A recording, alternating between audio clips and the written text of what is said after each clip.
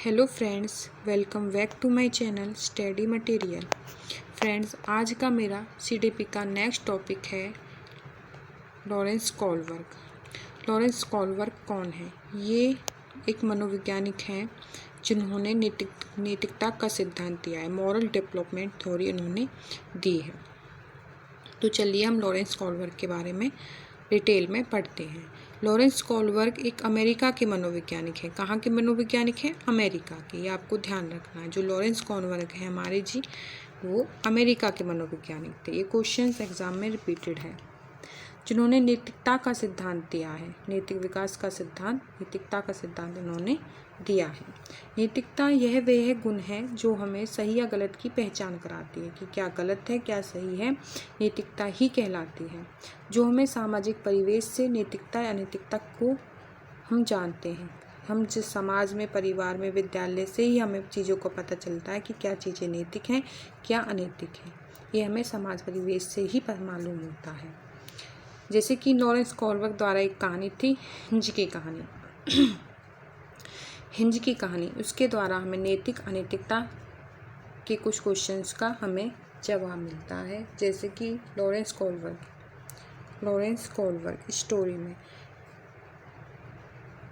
Lawrence Kohlberg ने बताया कि एक व्यक्ति है हिंज, जिसका नाम था हिंज, जिसकी जो पत्नी थी वो बहुत बीमार हो जाती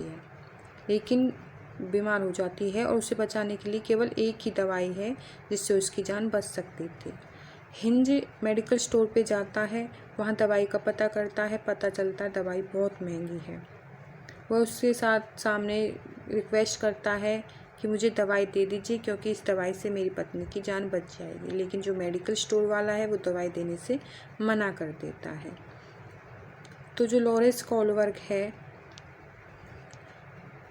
वह दुविधा में आ जाता है। वह सोचता है कि रात को मैं इसकी दुकान में स्टल तोड़ के इसकी चोरी कर लेता हूँ और दवाई से मेरी पत्नी की जान बच जाएगी। दूसरी तरफ वह सोचता है कि ऐसा मैं करूँगा ये काम गैर कानूनी है, अगर मैं ये नहीं करूँगा तो इसकी पत्नी की मृत्यु हो जाएगी।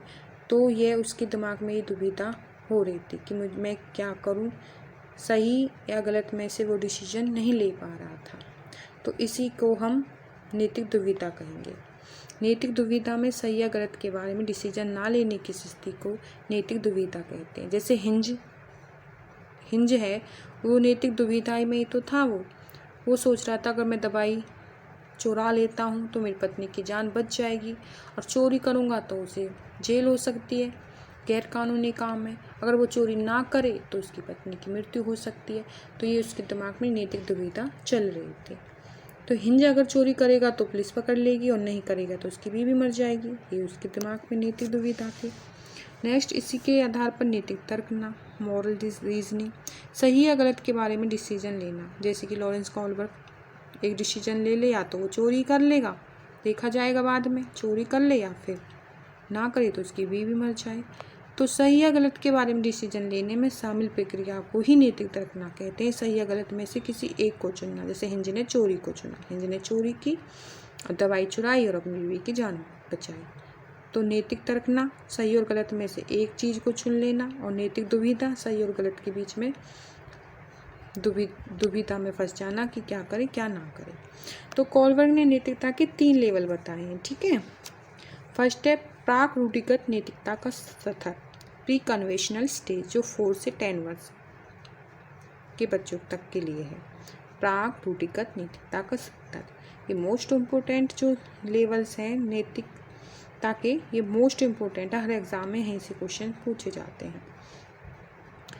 तो यहाँ पे इस अवस्था में जो बच्चा है, सही गलत के बारे में इसे पता नहीं रहता। इस अवस्था में नैतिक तर्कना दूसरों लोगों के मानकों के अनुसार होती है। जो ये स्टेज है 4 से 10 वर्ष की, प्राक रूढ़िगत नैतिकता का स्तर, इस अवस्था में सही या गलत के बारे में नहीं पता होता। इस अवस्था में नैतिक तर्कना दूसरों के आधार पर होती है, दूसरों के अनुसार होती है प्राक रूढ़िगत नैतिकता के स्तर में। सेकंड इसी को प्राक रूढ़िगत नैतिकता को जो स्तर है, इसको हम 2 भागों में डिवाइड करेंगे। 2 भागों में इसको लॉरेंस कोलबर्ग जी ने डिवाइड कर रखा है। फर्स्ट है दंड एवं आज्ञा पालन अनुमुखता। 3 सतर हैं और तीनों ही सतर के 2-2 भाग हैं। ठीक है, इस तरह से।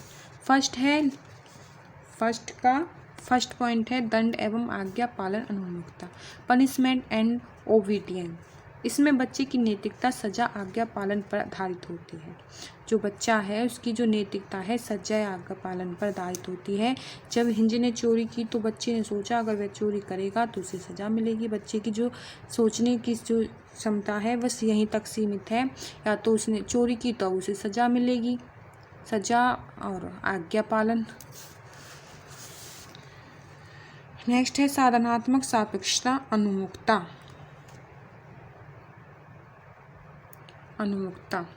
इस अवस्था को जैसे कि तैसे की अवस्था, जैसे को तैसे की अवस्था कहेंगे, क्योंकि इसमें जैसा व्यवहार कोई उसके साथ करेगा वैसा ही वह खुद भी करेगा।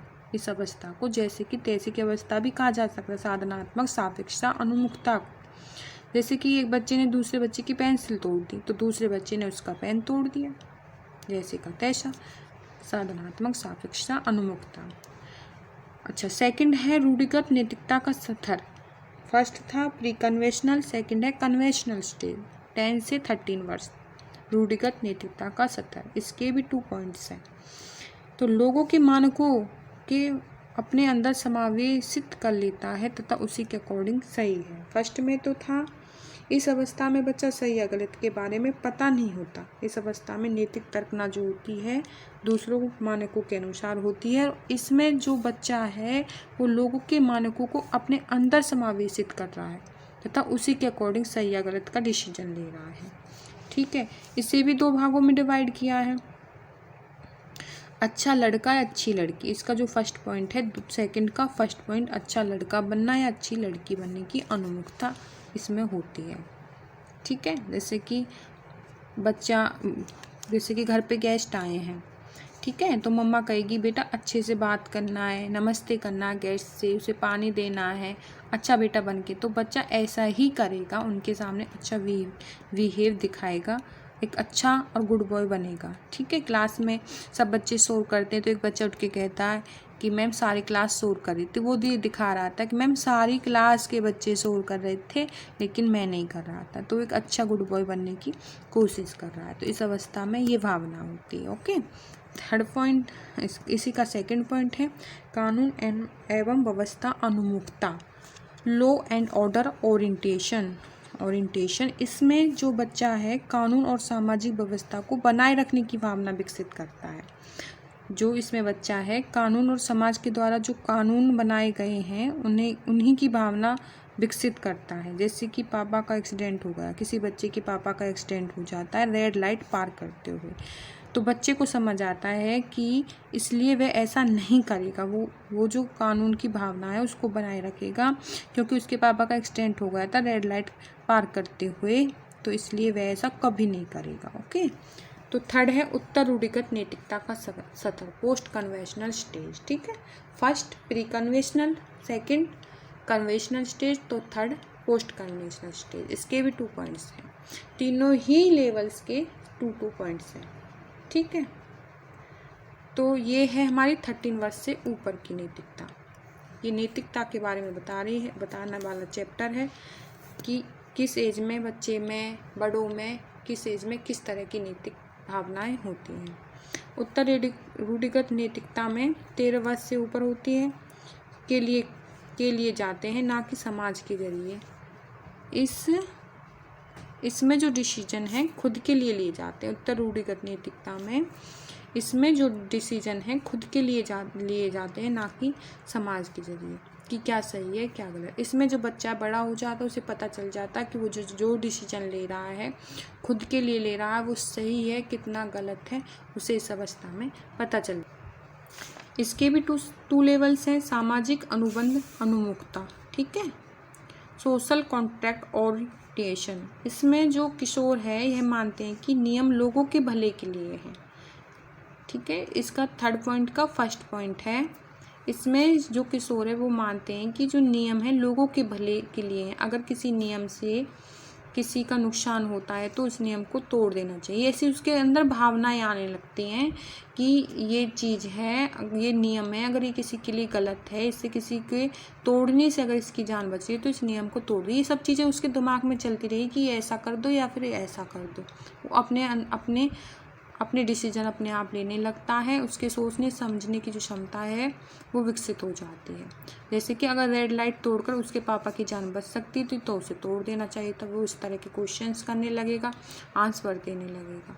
लेकिन सार्वभौमिक नैतिकता का सत्र, इससे जो नेक्स्ट है इसमें सार्वभौमिक नैतिकता सिद्धांत का अनुमुखता, यूनिवर्सल, ठीक है, यूनिवर्सल एथिकल प्रिंसिपल्स में होता है ओरिएंटेशन, प्रिंसिपल ओरिएंटेशन। इसमें जो किशोर है दूसरों के विचारों से नहीं बल्कि अपने खुद के मानकों के अनुसार, इसमें तो वो विचार कर रहा है, बता रहा है, लेकिन इसमें तो वो करेगा ही, खुद के मानकों के अनुसार ही व्यवहार करता है। इसमें किशोर जो दूसरों के फायदों के लिए अपनी जान पर भी खेल जाता है, जो उसे करना है तो करना ही है, कि उससे क्या सही है क्या गलत है। इसमें वो सिर्फ डिसीजन ले रहा है, बता रहा है, इसमें वो कर भी रहा है साथ में। तो ये थी हमारी लॉरेंस कोलबर्ग का नैतिकता का सिद्धांत। अगर आपको मेरी वीडियो पसंद आए तो मेरे चैनल को सब्सक्राइब कर लें, लाइक करें और शेयर करें, क्योंकि इस चैनल के माध्यम से मैं आपके आने वाली teaching exam, mostly CTET exam की प्रिपरेशन कराऊंगी। यहाँ से आपकी CTP पूरी तरह से कंप्लीट हो जाएगी। आपको किसी भी कहीं से भी कुछ भी करने की ज़रूरत नहीं है। इसको ख़त्म होने के बाद चैप्टर वाइज जो कंसेप्ट हैं कंप्लीट होने के बाद मैं आपको क्वेश्चन आंसर की प्रैक्टिस भी करवाऊँगी। Thank you.